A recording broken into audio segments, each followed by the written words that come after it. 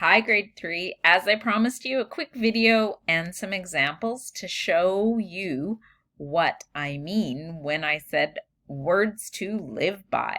If you're able to attend our Google Meet today, we talked about this briefly. If not, I'll catch you up right now.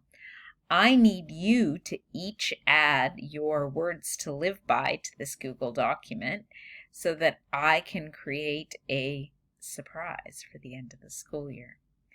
You might be thinking, what words do I have to live by? But your hearts and brains are so full of wisdom, I just need you to put it down today. When I asked you, what words do I ask you to live by? Right away you could say, you do you. Those are words that I want you to leave grade 3 with. And I want you to live that. So here are some examples that other students have shared in the past. If you try, you will get strong. Oops, I still have that in there. We'll get rid of that. Be happy in life. That's the purpose. Today you are you, and nobody can change that.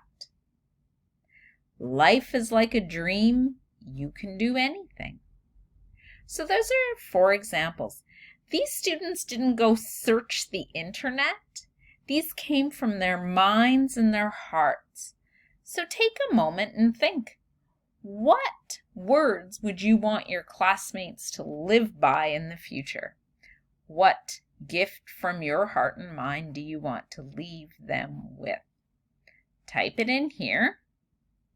And we need this completed by Wednesday, June the 10th.